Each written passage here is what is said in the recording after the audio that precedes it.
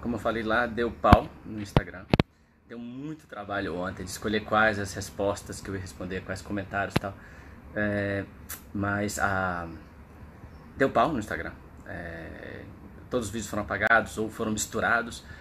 É, mas eu achei muito legal. Foram 400 votos, eu acho quase 400 votos. Achei legal pra caramba a- como que isso instigou vocês. Eu achei muito interessante o envolvimento. A maioria das perguntas e comentários foram muito bons, muito bons. Então foram bastante. Mas eu dei esse azar. Então eu vou tentar de novo. Vou ver. Eu não ia responder, mas vocês me empolgaram, né? Várias pessoas me instigaram de novo para fazer esses vídeos, esses comentários. Então vocês me empolgaram, eu vou tentar fazer, tá? Eu vou tentar. Então, para começar, eu queria falar o seguinte: deixa eu dar dicas de leituras que eu tinha falado ontem, eu vou falar hoje de novo.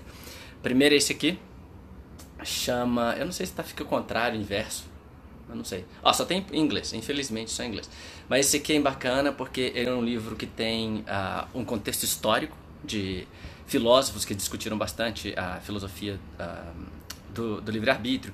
Faz do Aristóteles até os estoicos, Santo Agostinho, Tomás de Aquino, David Hume, a Susan Wolf, então, Derek Pierbaum. Então são várias pessoas e contextos ao longo da história. Então recomendo muito esse livro, é muito bacana, mostrando a posição de cada filósofo ao longo da história, cristãos e não cristãos, históricos, de tudo. Eu achei muito interessante. Tem um outro que tem mais ou menos o mesmo estilo, que também recomendo, esse aqui é o Free Will também, do Robert Kane. Não sei se está ao contrário aí no vídeo. Tem a mesma disposição, mas é bem similar, tá? Ele também faz uma coletânea dos textos de vários filósofos diferentes, incluindo de novo Santo Agostinho, Timothy O'Connor, o Robert Kane, tem Paul Edwards, tem vários, Daniel Dennett, que é o psicólogo cognitivista. Então são vários diferentes, são livros que eu recomendo, tá? Mas uma coisa que me intrigou, né, do resultado, que me deixou surpreso, ficou mais ou menos metade, que acredita no livre-arbítrio ou não ao livre-arbítrio. É lógico, o resultado ele é tendencioso. Ele não é uma representatividade, ele não tem uma representação boa da sociedade, claro. A maioria dos que votam, que acreditam no livre-arbítrio, são pessoas mais religiosas. E eu tenho uma grande quantidade de amigos, né, no Instagram, que votaram, que são neurocientistas. Então eles têm eles aumentaram, eles inflaram o resultado de não acreditar em livre-arbítrio, baseado nos experimentos de neurociência. Então, baseado nisso, eu vou recomendar 2 outros livros. Um deles é do Daniel Wagner, esse aqui, A Ilusão do Livre-Arbítrio, tá? Do Conscious Will. É excepcional, é um livro bacana, ele é psicólogo, ele é professor de psicologia, da Harvard, e ele coloca, apresenta neste livro então, vários experimentos que são feitos demonstrando a inexistência de um livre-arbítrio, tá? Aí eu tenho um outro, também, como eu falei, que são vários amigos neurocientistas, chama Free Will, do Sam Harris. Sam Harris, ele foi ele fez doutorado, ele é filósofo e fez doutorado em neurociências, e esse livro é maravilhoso, realmente, ele é bem simplificado para demonstrar para a gente de forma experimental, de novo, né, através da ciência, a inexistência do livre-arbítrio.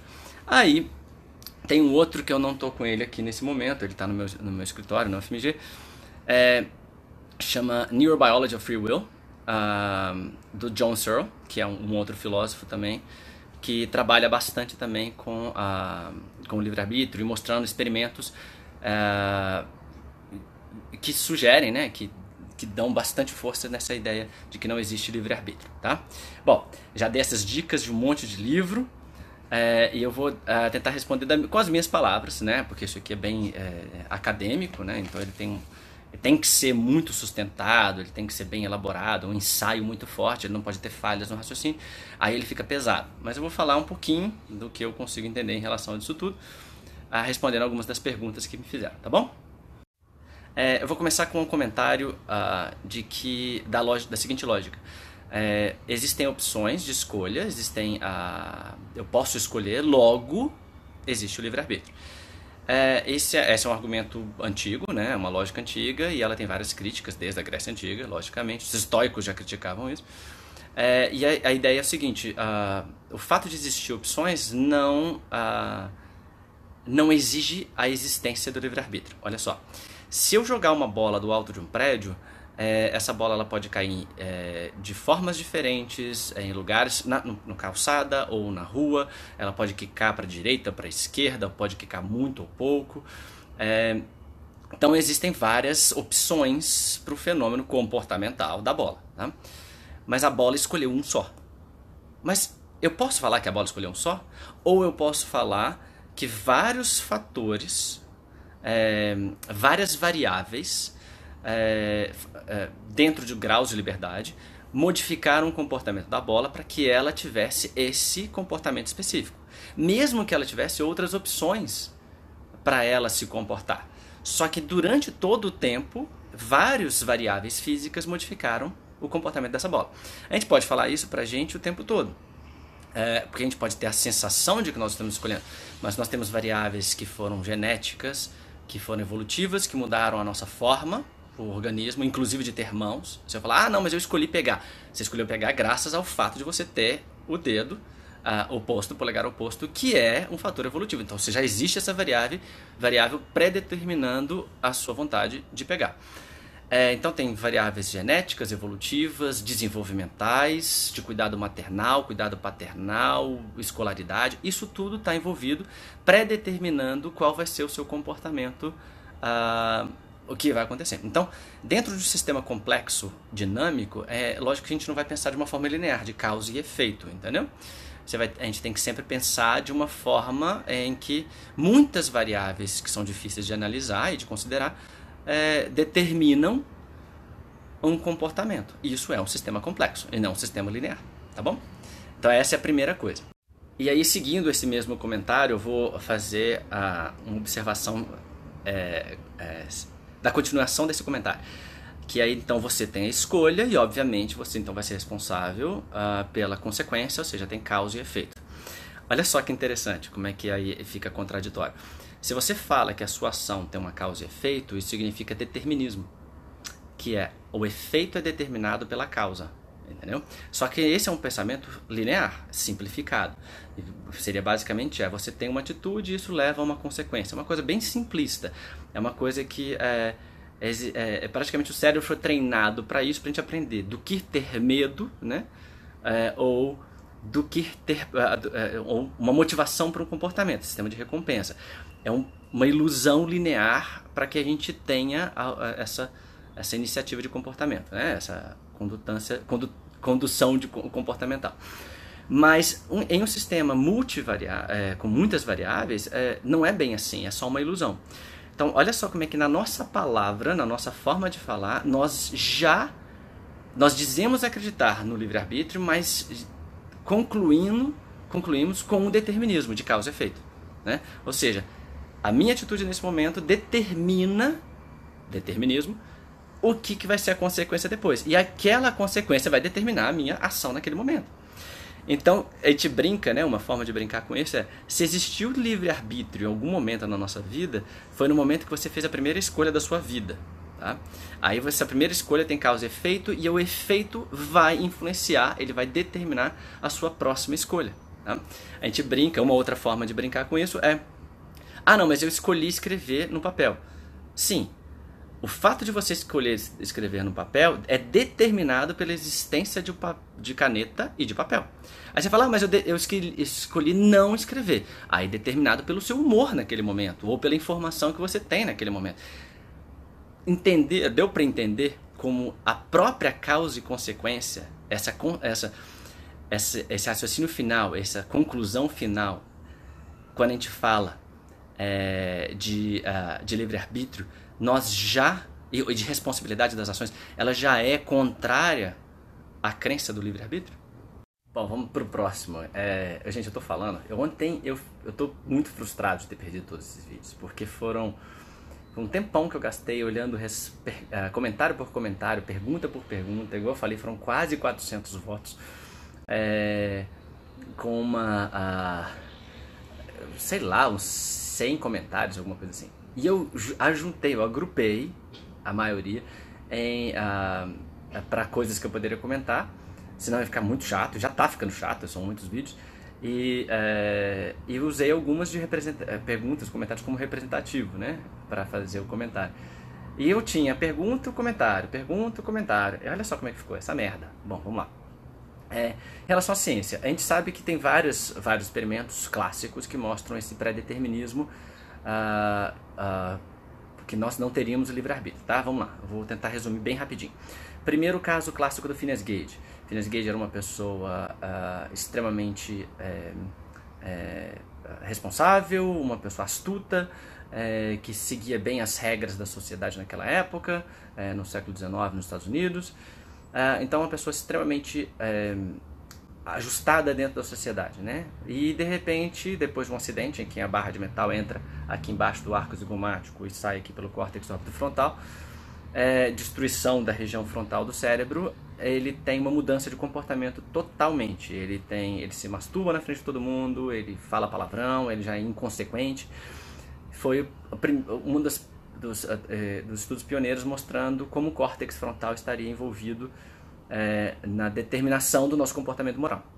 Tá? Então esse experimento, esse caso clássico das neurociências já sugere, né, já é uma sugestão de que nosso comportamento, inclusive julgamento moral, é pré-determinado, ele tem uma influência muito forte, quer dizer, na verdade é necessário uma ativação, um funcionamento normal do córtex pré-frontal para que a pessoa tenha uma decisão de julgamento, ela tem uma predição de consequência, de causa e consequência das ações dele, ou né, da ilusão. Então, nesse caso a gente vê então que o córtex pré-frontal, óptofrontal, ele é um fator determinante para o julgamento.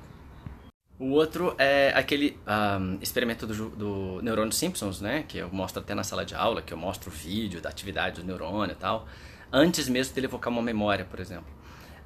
Isso mostra pra gente que a atividade do neurônio, ele determina, ele faz com que ocorra a emergência do nosso pensamento. Inclusive, experimentos já baseados nisso, que a gente percebe, se eu faço estimulações elétricas em regiões específicas do cérebro, eu posso modificar o comportamento dessa pessoa, né? Então, ou seja, o comportamento, a decisão que nós tomamos é determinada pela atividade cerebral, tá? Aí a gente pode depois usar outros experimentos clássicos, por exemplo, aquele que faz do bonde, né, do paradoxo do bonde, em que se você escolhe se você vai matar, se você está com bonde, se esse bonde você não tem freios, mas você pode escolher para qual lado ele vai. Se ele vai matar uma pessoa ou 5 pessoas, ou se é um clássico também que muda, você pode fazer com que ele vá para um trilho para matar um bebê ou para matar uma senhora. Uma região específica, né, bem do córtex parietal, que está envolvido muito com integração de informações. Tem um experimento muito bacana em que se você faz um estímulo nessa região, aquela pessoa, por exemplo, que antes falou, não, eu jogaria o trem, o bonde, para sacrificar a senhora a favor da vida da criança, do bebê. Se você faz o estímulo, a pessoa fala, não, se pensando bem, eu jogaria para o bebê, porque a senhora tem experiência, ela pode ensinar coisas novas, então ela tem o valor do conhecimento. Aí você para de estimular de novo, ela... Não, mudando de ideia, não, eu jogaria na senhora, sim, porque a criança tem mais expectativa de vida e tal, então ela tem o valor da vida, do potencial de vida que ela tem, e a senhora já perdeu isso. Então, é interessante que são vários experimentos que demonstram essas alterações comportamentais determinadas pela atividade cerebral. E hoje a gente vê, eu até brinco na sala de aula, né, que se você está com vontade de ir no banheiro, você não consegue nem escolher o que você vai fazer, você vai no banheiro. Então, às vezes, até o nosso comportamento ele é determinado pela atividade do intestino, da atividade da bexiga. Por um sistema complexo, o cérebro não é o centro do mundo, é outra coisa que vocês sabem que eu falo muito na sala de aula. Mas dessa forma a gente coloca aqui, então, um sistema determinístico, como ele muda o nosso comportamento. Tá? Vários experimentos mostram isso. Bom, uma das coisas então que eu falo bastante, né, na sala de aula, quando eu vou falar de comportamento do cérebro, eu falo muito do sistema dinâmico aberto e complexo, né? Eu falei bastante aqui sobre complexidade, são vários fatores que vão determinar o nosso comportamento, as nossas decisões, ou a escolha, né? Entre aspas. Isso caracteriza bastante um sistema complexo. Outra coisa que eu falei, mas não falei explicando, seria o fato de ser um sistema aberto. O que significa ser um sistema aberto? O organismo, né? O cérebro. É que o tempo todo ele recebe informações do ambiente, né? Então, seja ele viral, seja ele bacteriano, seja flora intestinal, seja ele humoral, dos hormônios circulantes, e também de estímulos externos, seja ele de fótons de luz para fazer a visão, ou de tato para carinho, ou agressividade para nocicepção, ou sensação de dor. Então ele é um sistema que está o tempo todo recebendo essas informações também. Então, por ser um sistema extremamente complexo, várias variáveis vão determinar o nosso comportamento, né? Tá. Então eu falei sobre um sistema complexo e um sistema aberto que recebe essas informações. Agora eu vou falar do sistema dinâmico. O que significa o sistema dinâmico? É que ele tem variações ao longo do tempo. Ele é um sistema que ele muda ao longo do tempo. É um efeito cascata, uma coisa assim. Então a gente não pode esquecer disso. E pensando dessa forma, a gente sabe, tem muito resultado interessante mostrando isso. Como as experiências da vida podem modificar o nosso comportamento, determinam o nosso comportamento no futuro.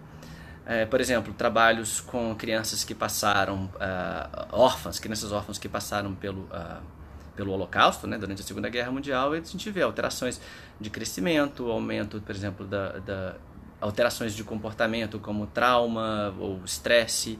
E hoje a gente tem muitos resultados que mostram alterações na infância, com trabalhos até que a gente tem no nosso próprio laboratório, em que estresse na infância, ou seja, uma experiência na infância, pode alterar até mesmo a formação de regiões específicas do cérebro, o que altera bastante o comportamento depois, né?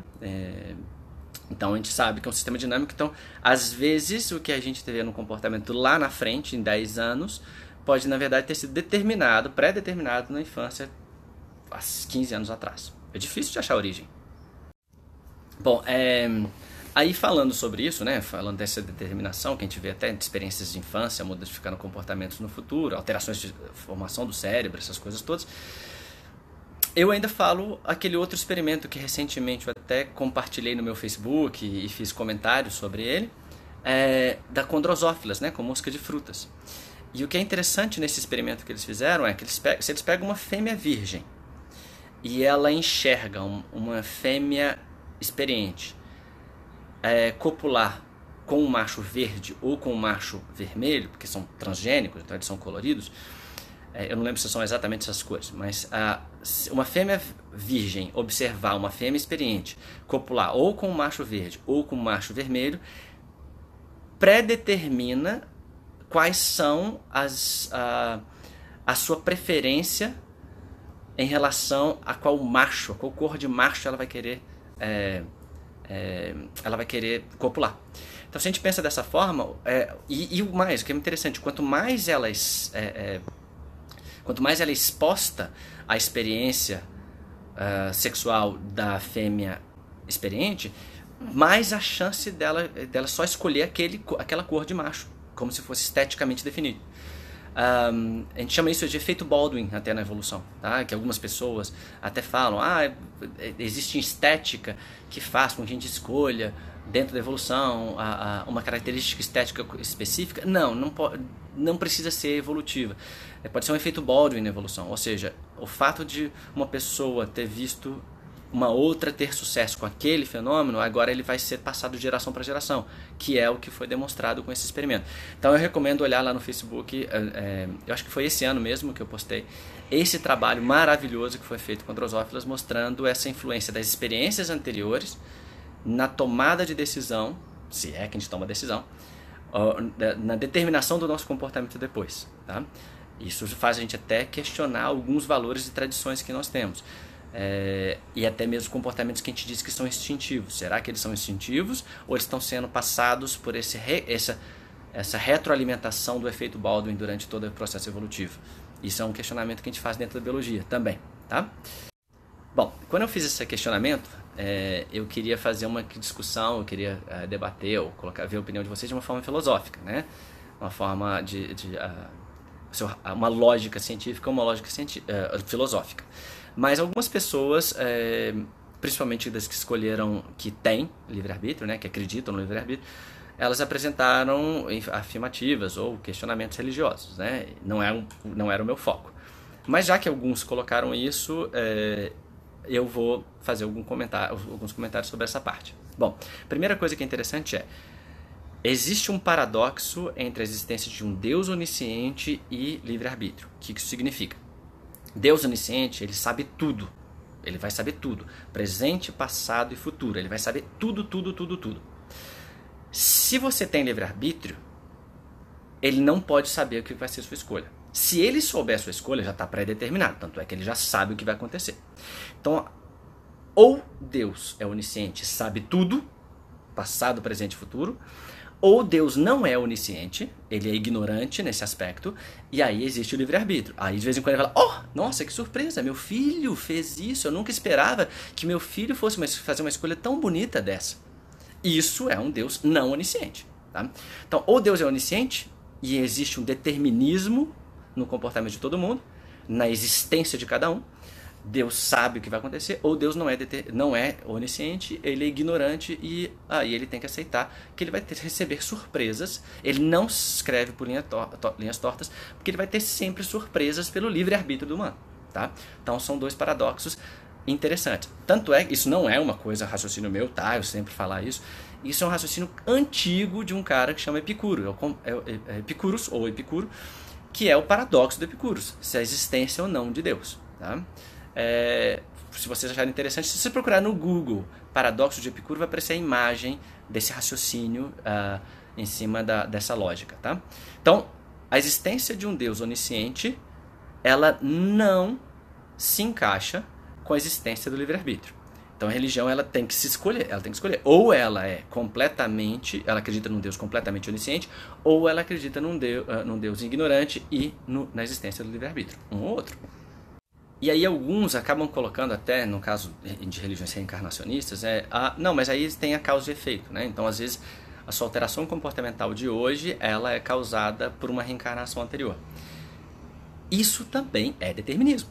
Tem que lembrar disso. Se você tem, por exemplo, uma modificação corporal porque teve uma alteração no perispírito na reencarnação anterior pela sua atitude, isso ou seja, essa alteração corporal foi determinada pela sua atitude anterior. Isso é determinismo, já não tem livre-arbítrio. Como eu falei, o livre-arbítrio só vai acontecer na primeira escolha da vida. O resto vai ser sempre determinando a próxima escolha, a próxima comportamento, alguma coisa assim.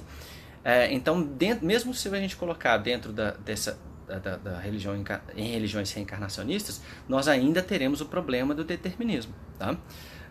Se a pessoa vai sofrer depois ou não, se ela vai ter recompensa ou não. Tá? Então, tudo isso, lembrando, acaba caindo de novo no determinismo. A filosofia sempre nos alertou nisso. Ela sempre tirou o nosso chão, mostrando a falha lógica que nós sempre tivemos com a ilusão do livre-arbítrio. O que hoje vem acontecendo é que a ciência vem demonstrando isso que a filosofia já falava e já sabia há muito tempo, e que a gente não concordava, porque é contra-intuitivo. Ele vai contra a nossa intuição de que nós estamos escolhendo as nossas coisas. Tá? Bom, então, lembrando isso, sempre a gente acaba caindo no determinismo. Bom, agora eu vou finalizar com um tema espinhoso, seria em relação à responsabilidade dos atos. Né? Se não existe livre-arbítrio, uma pessoa pode ser responsável pelos próprios atos? Caramba, isso é muito difícil. Eu não vou nem mexer muito nisso, eu vou só falar uma coisa que eu aprendi com o professor Renato Cardoso. O professor Renato Cardoso é professor de Direito do UFMG, com um pós-doutorado em Filosofia, em Livre-Arbítrio. Ele é sensacional, aprendo muito com ele, é um grande amigo nosso. Então, ele e Leandro Malói, nós temos o nosso café, nossos encontros, para bater papo sobre o assunto. E aí eu aprendi o seguinte com ele. Se a gente sabe que o sistema é determinístico, a gente tem que largar um pouquinho a filosofia kantiana, tá? Então a gente tem que mudar bastante o direito baseado na filosofia kantiana. Então a gente tem 3 formas de justiça nesse caso. A justiça punitiva, em que a pessoa é responsável e depois ela tem que ser punida pelo ato que ela fez. A segunda A justiça seria recuperativa, ou seja, tem que recuperar essa pessoa, ou seja, essa pessoa tem jeito de mudar o comportamento dela, recuperar e colocar na sociedade. E a terceira seria isolacionista, que você coloca na cadeia e você isola ela da sociedade. Tá, então vamos lá.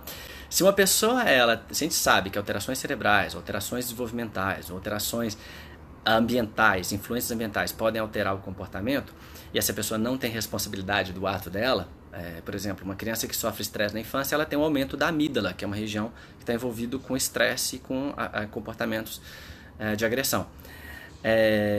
Se essa criança ela sofre com isso na infância e depois ela vai ter essa determinação de comportamento, essa criança pode ser, esse adulto depois, um jovem, um adolescente, ele deve ser punido, sendo que ele está sofrendo uma consequência do que ele sofreu na infância, ou desenvolvimental, do ambiente que fez ele ficar assim, alterou o cérebro dele, igual a gente vê que altera, e até de formas diferentes em homens e mulheres. Então, essa é a primeira coisa. É justo, é lógico a gente criar uma justiça, um sistema jurídico que seja punitivo para essa pessoa que não tem responsabilidade pelo ato dela? Essa é a primeira coisa, tá? Esse é o primeiro que o Renato sempre levanta de questão. Bom, então dessa forma não seria legal punir, não tem lógica, né? Se é determinístico, se esse indivíduo ele sofre, é mais uma consequência, a ação dele é uma consequência de várias variáveis dinâmicas, abertas, blá blá blá, do sistema, não é lógico a gente punir essa pessoa. Aí a gente vem para um outro tema. Então dá para recuperar? Então vamos recuperar. Mas se uma pessoa tiver, por exemplo, essa alteração porque foi causada por algum fator na vida e ela não tem recuperação. Tem vários casos que tem recuperação, mas tem alguns casos que não tem recuperação. Triste para essa pessoa, não é verdade? Então, se essa pessoa não tem recuperação, adianta casas recuperativas para esses criminosos, para essas pessoas que têm um comportamento agressivo, que não se encaixam dentro da sociedade? Não vai adiantar, porque essa pessoa já tem um comportamento determinado pelo histórico dela, entendeu? Pelo histórico de vida, genético, blá blá blá. Então, todas essas variações. Então, é lógico colocar essa pessoa para entrar numa casa de recuperação e depois voltar para a sociedade, sendo que se ela tem esse comportamento determinístico, essa influência forte, ela provavelmente cometerá os mesmos crimes. De novo, essa lógica não se encaixa muito bem quando a gente pensa em justiça. Aí entra um outro problema, tá? Seria assim, como é que a gente sabe a que ponto, quais são as variáveis que vai fazer com que esse comportamento é determinístico? Aí vai quase igual o filme Minority Report, né? Então a gente não sabe. Então, essa é uma outra questão, não vou entrar nela. Mas aqui vocês já viram que eu já incomodei a direita e a esquerda, né? Com os dados da ciência, eu incomodei a direita e a esquerda. A direita quer punir, a esquerda quer recuperar. São as duas posições políticas em relação a esse assunto. Só que os dados científicos mostram que punição não tem sentido, já que essa pessoa não teve escolha em relação ao que aconteceu, e a recuperação não tem sentido para as pessoas em que o sistema já está pré-determinado para ter essas atitudes. Então já incomodei com essas observações, o que o Renato sofre, coitado. Eu aprendi com ele, tá? Já incomodei quase toda a população com essas duas afirmativas de observações científicas. Bom, então vocês viram aí, sobrou só a isolamento, né? Então seria uma abordagem de isolar aquele indivíduo que tem aquele comportamento determinado, pré-determinado, para ter uma atitude que é prejudicial para a sociedade. Bom, nesse caso, conversando até com alguns colegas, né, que são colegas de neurociências de filosofia lá da Suécia, eles falam o seguinte, que sim, o melhor seria talvez isolar, mas com condições humanas, né, condições de direitos humanos, porque essa pessoa não pode ser punida pelo comportamento pré-determinado. Mas ela não pode também ser considerada normal na sociedade, porque ela vai atrapalhar a sociedade. Então ela tem que ser isolada num contexto com alta qualidade de vida, né, para essa pessoa, já que ela não tem culpa. E o governo, a sociedade, para isolar esse indivíduo que não tem culpa dele, eu tenho que pagar um imposto alto para que ele seja isolado com boas condições. Ou seja, eu tiro, né, um pouquinho da minha parte financeira para que esse indivíduo não incomode a minha sociedade. Olha só que difícil, né? Então, ó, nessa parte eu não tenho resposta, são vários questionamentos que têm que ser colocados, e as pessoas estão realmente largando um pouquinho da filosofia kantiana baseado agora nos resultados que a gente tem de ciência, para definir o que é melhor ou pior para como aspectos judiciais, né? Seria para o direito, para saber o que fazer com esses indivíduos. Vocês estão vendo que é difícil? Eu recomendo então procurar, conversar com o professor Renato Cardoso. Ele vai saber muito mais sobre o assunto e as palestras dele são maravilhosas. É isso que eu queria falar. Tá imenso. Peço mil desculpas para vocês. Para quem quis continuar até o final, meus parabéns, você me aguentou. E tomara que o Instagram não misture nenhum dos stories mais, tá bom? Beijo pra todo mundo, gente. Só, eu queria colocar um adendo rápido nesse vídeo de livre-arbítrio que o pessoal pediu, né, para colocar vocês pediram para colocar no IGTV. A única coisa que eu queria colocar de adicional, são duas coisas que eu queria colocar como adicional. Uma delas quando eu falei de isolamento, não digo de isolamento como punição, a pessoa ficar completamente isolada, sozinha. Mas isolamento social seria colocar esse grupo de pessoas que atrapalham, atrapalham a dinâmica da sociedade em um outro ambiente, esse conjunto de pessoas. Continua tendo várias questões éticas por trás, essas pessoas vão ter que conviver umas com as outras, como criminosas e tal, umas coisas assim. Nenhuma opção é perfeita, a gente tem muita coisa para discutir, mas o que eu acho, que eu tentei levantar, e é o que o professor Renato levanta sempre, é a gente colocar as evidências científicas, né, as evidências experimentais que nós temos dentro da discussão e não ficarmos somente em tomarmos decisões somente em questões morais, em crenças, essas coisas assim, tá? Bom, a outra coisa que eu queria adicionar, que eu queria colocar para vocês é em relação à ilusão, né, da arbitrariedade ou até do livre-arbítrio, né? Eu vou colocar um exemplo para vocês que eu acho interessante para fechar essa ideia. Quando nós colocamos o CD, né? Ou você coloca a música no Spotify ou no player, sei lá, alguma coisa assim, você coloca randômico, né? Ou random, ou aleatório. Quando a gente coloca isso, a sensação que a gente que é aleatório, que é randômico, de verdade. E não é. Por quê? Pensa bem, a primeira coisa que nós sabemos é que tem um algoritmo por trás que faz com que tenha um determinismo, uma sequência por trás do que vai ser colocada a música, né? Das músicas que vão ser tocadas. Isso seria, se eu fazer uma analogia, seria o DNA, né? É um aspecto evolutivo, um histórico, enquanto o programador foi fazendo o programa ao longo do tempo, né? A evolução fazendo, manejando, eliminando, sofrendo forças ambientais de seleção natural para que construa esse algoritmo, tá? Então essa é a primeira coisa. E esse algoritmo vai formar essas conexões no cérebro e tal, essas conexões entre vários sistemas do organismo, intestinal, e, como eu falei para vocês, um sistema complexo, né?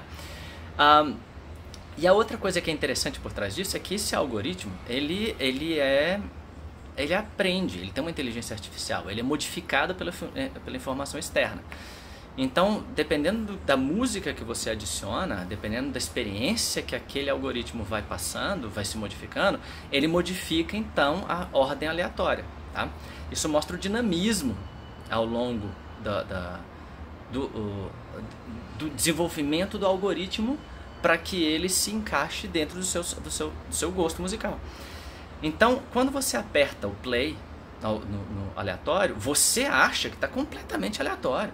Você tem a sensação, a ilusão de que aquilo não, está aleatório, ele está escolhendo músicas aleatórias. Praticamente você está colocando o livre-arbítrio no programa, entendeu? Você está colocando um livre-arbítrio na tomada de decisão do programa. E na verdade é um algoritmo por trás que ele é modificável ao longo da experiência que você passa, das informações que você apresenta para ele. Então ele é dinâmico, aberto e ele é complexo, porque é um algoritmo que ele considera várias coisas, várias variáveis. Ou seja, essa ideia de que existe essa escolha, essa arbitrariedade, ela também, se existisse essa inteligência, né, por trás de um player, de um tocador de músicas, provavelmente ele teria a ilusão de que ele está tendo livre-arbítrio também, sendo que ele está sendo, obviamente, modificado pelas variáveis ao longo do tempo. A gente também não seria a mesma coisa? A gente tem essa ilusão, mas na verdade não está tendo essa alteração?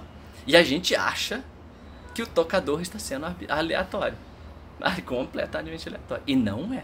Nós só não sabemos o que está por trás das escolhas. Legal, né? Bom, é isso. Tomara que vocês curtam mais um vídeo aí. Eu vou adicionar então no Instagram aqui agora. Beijo pra vocês.